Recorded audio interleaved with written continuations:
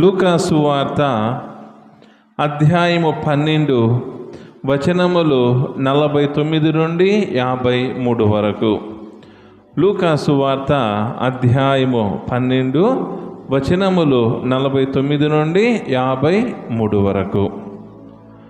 యేసు శిష్యులతో, నేను భూమి మీద నిప్పు అంటించుటకు వచ్చి ఉన్నాను, అది ఇప్పటికే రగులుకొని ఉండవలసినది.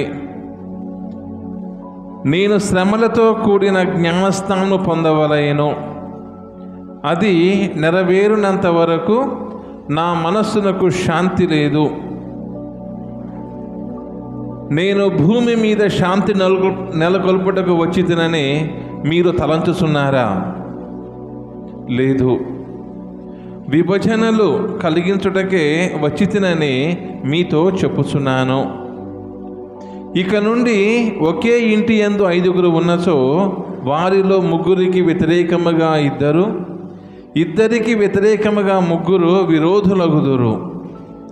తండ్రి కుమారుని, కుమారుడు తండ్రిని, తల్లి కుమార్తెను, కుమార్తె తల్లిని, అత్త కోడలిని, కోడలు అత్తను ఎదురించును.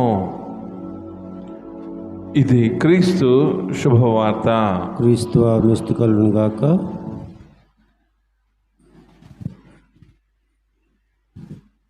యేసువా వందనం, యేసువా స్తోత్రం, యేసువా ఆరాధన, యేసువా మహిమ, యేసువా మహిమ.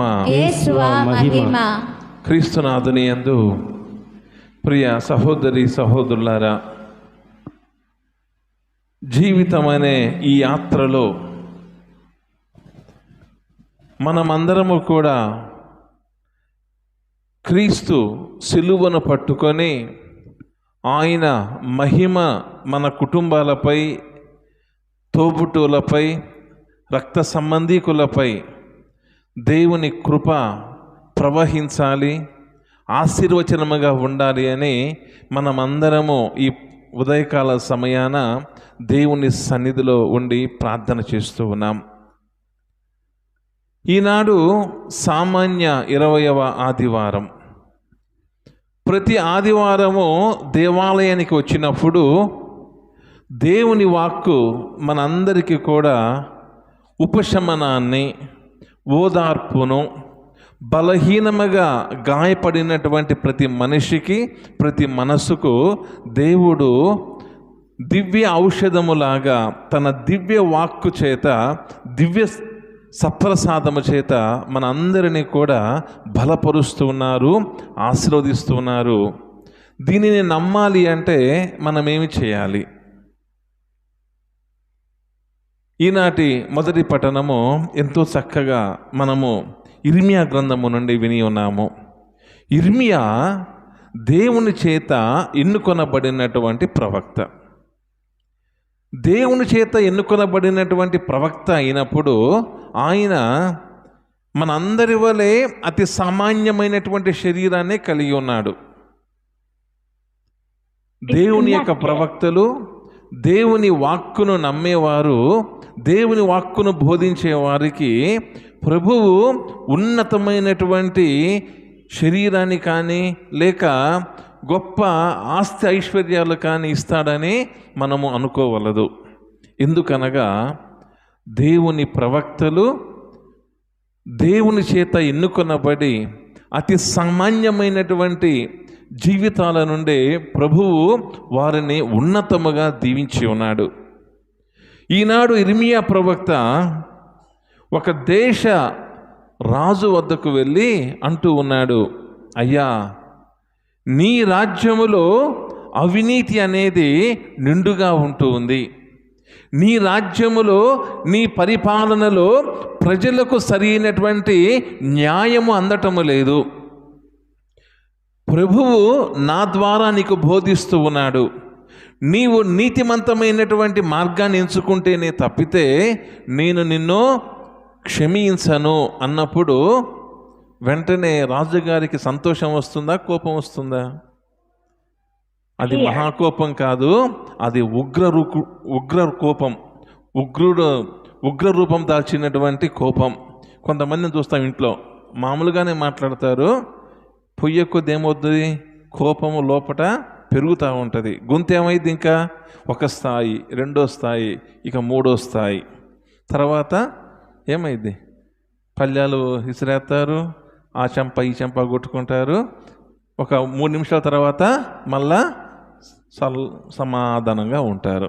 కానీ ఈ కోపము అనేది ప్రియ సహోదరి సహోదరులారా, ఇర్మియా ప్రవక్తకు ఎలా ఉంది అంటే, రాజు యొక్క కోపము ఇతనిని చంపివేయండి అని చెప్పే బదులు ఇతనిని నిదానంగా చంపివేయండి అని తీసుకొని వెళ్ళి ఒక బావిలో, పూడిగా ఉన్నటువంటి ఒక బావిలో తనను తల వరకు ఉంచి మిగిలినటువంటి శరీర అవయవాలన్నీ కూడా మురికి కూపములో ఉండే విధంగా చేశాడు. అప్పటికే ఆ దేశము అవినీతితో ఉంటూ ఉంది.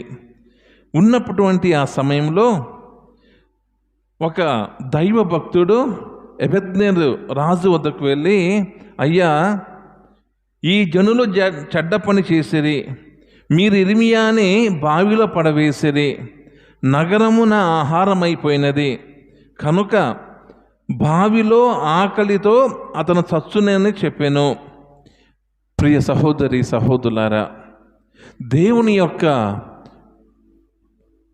కృప మన అందరి జీవితాలలో ఎలా ఉంటుంది అంటే, ఆయనను నమస్కరించిన వారిని, ఆయన సన్నిధిలో మోకరించి ప్రార్థించే వారిని ఆయన చేయి విడువడు. కానీ ఇర్మియా ప్రవక్త వెళ్ళి చెప్పకముందే ఏం జరిగింది, ఆ రాజ్యములో కరువు దాపరించి వారి యొక్క కుటుంబాలలో ఆహారం అనేది అయిపోయింది. అప్పుడు ఈ భక్తుడు అంటూ ఉన్నాడు, రాజుగారా, మనము దైవ భక్తుల్ని హింసిస్తున్నాము, ఈ కరువు అయిపోవటం కాదు, ఆకలితో జనులు చనిపోవటం కాదు, ఇంకా ఈ రాజ్యములో అనేక అనర్థాలు జరగబోతున్నవి. కావున ఈ దైవ భక్తుడైనటువంటి ఇర్మియాను ఈ బావి నుండి బయటకు తీసివేసి ఒక జైలులో ఉంచుదామని సలహా ఇచ్చినప్పుడు రాజుగారు ఆ దైవ భక్తుని మాటకు విధేయించి ఉన్నాడు. ప్రియ సహోదరి సహోదరులారా, ఈనాడు మనమందరము కూడా పాపం అనే ఊబిలో, అహంకారం అనే ఊబిలో, స్వార్థం అనే ఊబిలో ఇన్స్టెంట్గా సంతోషాలు రావాలి, నాకు కష్టించకుండానే నా కుటుంబంలో సంతోషం ఉండాలి, మా పిల్లలందరూ కూడా వస్తు వ్యామోహంతో నిండిపోవాలి అన్నటువంటి ఈ బానిస బ్రతుకు సాతాను చేత ఈ లోకం అనేది పట్టి పీడించబడుతూ ఉంది. అందుకే ఈనాటి 2వ పట్టణంలో, మన ఎదుటనున్న పరుగు పందెమున నిశ్చయముతో పరుగిడుదము. జీవితం అనే ఈ జీవిత యాత్రలో ఇది నడక కాదట, జీవితం అనేది పరుగు పందెం. ఈ పరుగు పందెములో నిశ్చయముతో పరుగిడుదము అంటే, ప్రియ సహోదరి సహోదరులారా, మన మనసు అనేది నిర్మలముగా ఉన్నప్పుడు, మనం మాట్లాడే మాట, మనము పలుకరించే పలుకు అనేది సంతోషంగా ఉన్నప్పుడు దేవుని నిశ్చలమైనటువంటి ప్రేమ, దేవుని వాత్సల్యత మనపై నిండుగా ఉంటుంది. మరి ఈనాటి సువార్తలో ప్రభు అంటున్నాడు, నేను శాంతిని నెలకొల్పుటకు రాలేదు, విభజనలు కలిగించుటకే వచ్చి తిని. ఈనాడు లూకా సువార్త 12వ అధ్యాయము 53వ వచనంలో మనం వింటూ ఉన్నాము, ఇద్దరికి వ్యతిరేకముగా ముగ్గురు విరోధులగుదురు, తండ్రి కుమారుని, కుమారుడు తండ్రిని, తల్లి కుమార్తెను, కుమార్తె తల్లిని, అత్త కోడలిని, కోడలు అత్తను ఎదిరించును. ఇవన్నీ చూస్తున్నారా? చూడటమేంది స్వామి, అందరి ఇళ్ళల్లో ఉన్నాయి, అందరి ఇళ్ళల్లో ఇదే జరుగుతుంది. ముఖ్యంగా అత్తాకోడల పంచాయతీ అంటే బయట వాళ్ళకు కూడా వినటానికి వినసొంపుగా ఉంటుంది. ఆడ పంచాయతీ లేకపోయినా కానీ పంచాయతీ పెడుతుంటుంది సమాజం. ప్రభువు చెప్పేది మన వాగ్వివాదం గురించి కాదు. ప్రభువు చెప్పేది ఏంటంటే, ప్రియ సహోదరి సహోదరులారా, ఈనాడు మనము విభజన అంటే కేవలము తిట్టుకోవటమే కాదు. ఎఫెసీలకు రాసిన లేఖ 6వ అధ్యాయం 12వ వచనం. ఎఫెసీలకు రాసిన లేఖ 6వ అధ్యాయము 12వ వచనం.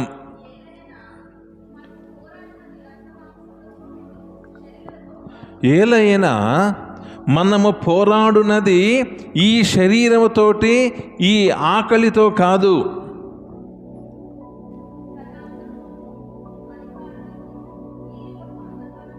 ప్రధానులతోనూ అధికారులతోనూ ఈ యుగపు అంధకార శక్తులతో.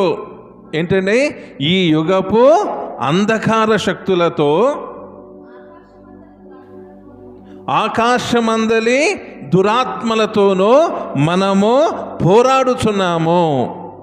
అందరం చెబుతామా? ఈ యుగపు అంధకార శక్తులతోనూ ఆకాశమందలి దురాత్మలతోనూ మనము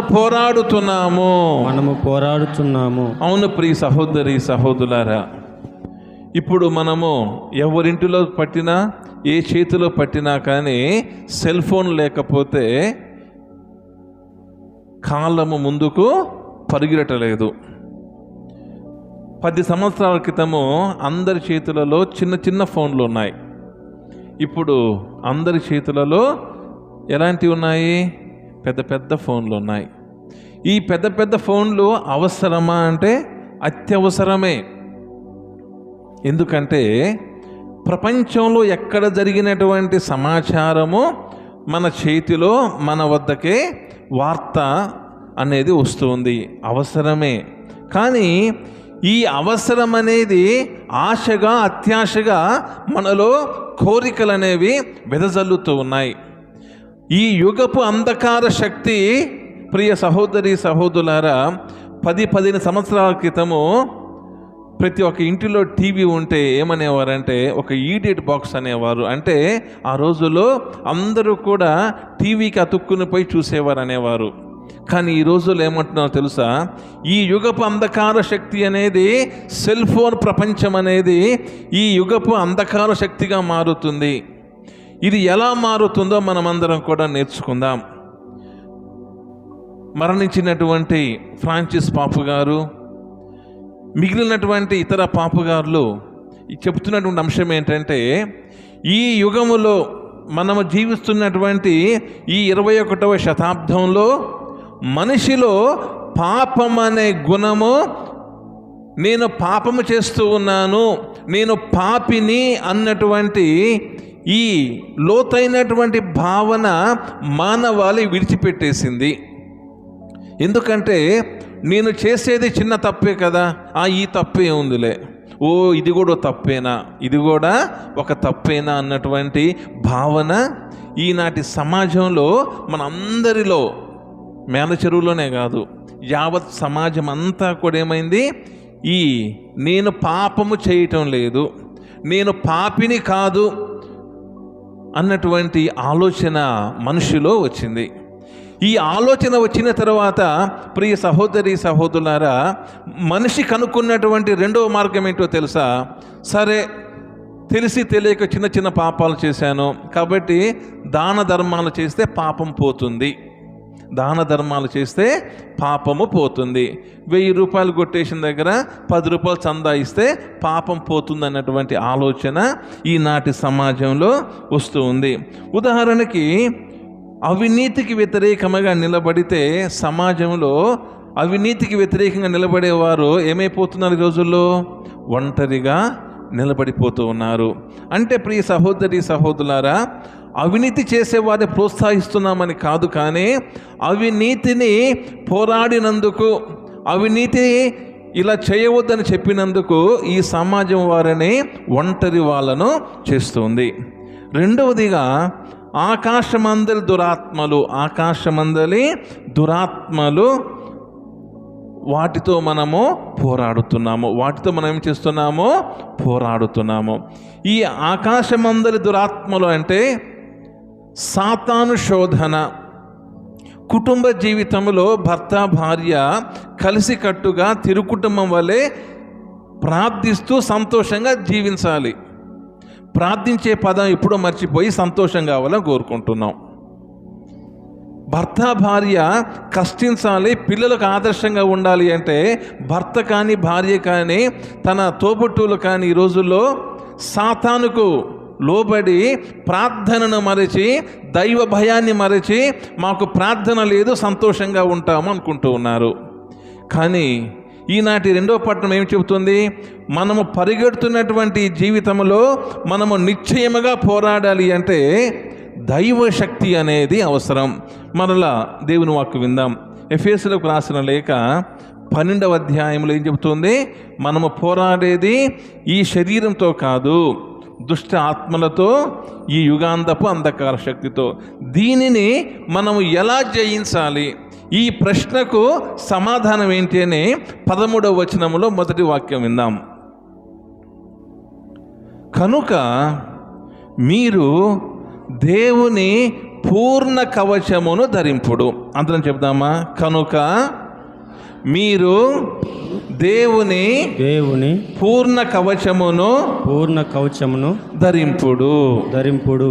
పోయిన ఆదివారము లేదా శనివారము ఏ పండగ చేసుకున్నాము? రాఖీ పండగ చేసుకున్నాం. ఏ పండగ చేసుకున్నాము? రాఖీ పండగ. అక్క చెల్లెళ్ళు అన్నయ్యల మీద ఎంతో ప్రేమ చూపిస్తారు ఆ రోజు. అన్నలు కూడా అంతే ప్రేమను, తమ్ముళ్ళు అంతే ప్రేమను చెల్లెల మీద, అక్కల మీద చూపిస్తారు. ఆ రోజు ఒక భరోసా ఏంటంటే నా పుట్టింటోళ్ళు నాకున్నారు, లేదా నా అన్నలు నా అక్కలు నాకు భరోసాగా ఉన్నటువంటి ఒక ఆత్మవిశ్వాసము మనకుంటుంది. మరి ఈనాడు ప్రభు ఏమంటున్నాడంటే దేవుని పూర్ణ కవచమును ధరింపుడు. ఒక రాఖీ కట్టినప్పుడు చేతికి నా చెల్లి నా అక్కని సంతోషంగా ఉన్నావే, ఈనాడు ఈ దురాత్మ అనేది రాకుండా, ఈ అంధకార శక్తి అనేది రాకుండా దేవుని పూర్ణ కవచము ధరించారట. పూర్ణ కవచం అంటే యుద్ధానికి పోతున్నప్పుడు సైనికులు ఏం చేస్తారు? బుల్లెట్లు తగలకుండా, కత్తి వాతలు తగలకుండా శరీరం లోపల ఏం పెట్టుకుంటారు? ఒక ఇనుముతోటో ఒక లోహంతో చేసినటువంటి పలుచటి వస్త్రాలను ధరించినప్పుడు నువ్వు బుల్లెట్ వేసినా కానీ అది శరీరానికి తాకదు. దాన్ని ఏమంటామంటే కవచం. మరి ఇక్కడ దేవుని పూర్ణ కవచం అంటే ప్రియ సహోదరి సహోదరులారా, దేవుని వాక్కు. ఏంటిదండి? దేవుని వాక్కు. రెండవది, ఈ దేవుని వాక్కు విన్న తర్వాత గురువుగా నేను, విశ్వాసులుగా మనమందరము ఈ వాక్కు నా జీవితంలో, మా కుటుంబంలో ఈ వాక్కు ఒక రక్షణ కవచముగా ఉంటుంది అన్నటువంటి నమ్మిక కలిగి ఉండాలి. మూడవదిగా ప్రియ సహోదరి సహోదరులారా, ప్రభు అంటూ ఉన్నాడు, నేను మీ కుటుంబాలలో విభజన తీసుకొని వస్తాను. ఏం తీసుకొని వస్తాను? విభజన. ఉదాహరణకు అది ఎలాంటి విభజన అంటే ఈ అత్తాకోడల సీరియల్ పంచాయతీ కాదు ఇది ఏంటంటే భర్త కొన్ని సందర్భాలలో చాలా విశ్వాసంగా ఉంటాడు, మరి కొన్ని సందర్భాలలో భార్య భర్త కంటే విశ్వాసంగా ఉంటుంది. ఇది కుటుంబంలో విభజన అంటే. ఆస్తిపాస్తుల విభజన కాదు, రక్త సంబంధీకుల మధ్య మాటలతో విభజన కాదు, నీతి అన్యాయం పట్ల విభజన, దైవ ప్రేమ మానవులలో ఉన్నటువంటి ఆక్రోశం మధ్య విభజన, నీవు మంచి బిడ్డగా ఉండటానికి సాతాను చేత నీవు లోబడి ఉండటే విభజన. అవును ప్రియ సహోదరి సహోదరులారా, ఈనాటి పూజా బలిలో మనమందరము కూడా పాల్గొనే సమయంలో ఒక చిన్న గింజ భూమిలో వేస్తే అదేమవుతుంది? ఒక చిన్న మొక్కగా మారుతుంది. ఆ మొక్క పెరిగి పెద్దదవుతుంది. అదే విధముగా దేవుని పూర్ణ కవచమైనటువంటి దేవుని వాక్కుని నమ్మితే హృదయములో సంతోషం వస్తుంది. ఆ సంతోషము నీవు ఇతరులకు వెలుగునివ్వటానికి, నీ కుటుంబంలో సంతోషం ఇవ్వటానికి, ప్రార్థన చేయటానికి మనోధైర్యాన్ని ఈ దేవుని వాక్కు మనకు కల్పిస్తుంది. చిట్ట చివరిగా ప్రియ సహోదరి సహోదరులారా, చీకటిగా ఉన్నటువంటి గదిలో, చీకటిగా ఉన్నటువంటి గదిలో ఒక చిన్న క్యాండిల్ ముట్టించామనుకోండి, అదేమవుతుంది? గది అంతా కూడా వెలుతురు వస్తుంది. సరే, అక్కడ ఏమవుతుంది? చీకటి పారిపోతూ ఉంది. మనం చేసే ప్రార్థన, మనం సమర్పిస్తున్నటువంటి ఈ పూజా బలులు ఇవన్నీ కూడా వృధా కాదు. దేవుని పూర్ణ రక్షణ అయినటువంటి కవచం మనకు తోడుగా ఉంటుంది. ఈ పూజా బలి సంతోషాన్నిస్తున్న నమ్మికతో ఈ పూజా బలిలో పాల్గొందాము. విశ్వాస సంగ్రహము. పరలోకమును లోకమును సృష్టించిన సర్వశక్తి గల పితైన సర్వేశ్వరుని విశ్వసించుచున్నాను. అతని యొక్క ఈశ్వరును మన యొక్క నాథుడైన యేసుక్రీస్తును ఇతడు పవిత్రాత్మ వలన గర్భమయ కన్యమరియమ నుండి పుట్టిన పోల్సు పిలాతు అధికారమునకు లోనై పాటుపడి సిలువ మీద కొట్టబడి మరణం పొంది సమాధిలో ఉంచబడిన, పాతాళము దిగి మూడవ నాడు చనిపోయిన వారి నుండి లేచిన, పరలోకమునకెక్కి సర్వశక్తి గల పితయైన సర్వేశ్వరుని కుడి ప్రక్కన కూర్చున్నారు. అక్కడ నుండి జీవించు వారకును చనిపోయిన వారకును తీర్పు చేయుటకు వచ్చును. పవిత్రాత్మను విశ్వసిస్తున్నాను. పరిశుద్ధ కథోలిక సభను సంబంధ ప్రయోజనం విశ్వసిస్తున్నాను. పాపముల మన్నింపును విశ్వసిస్తున్నాను. శరీరం యొక్క ఉత్థానము విశ్వసిస్తున్నాను. నిత్య జీవ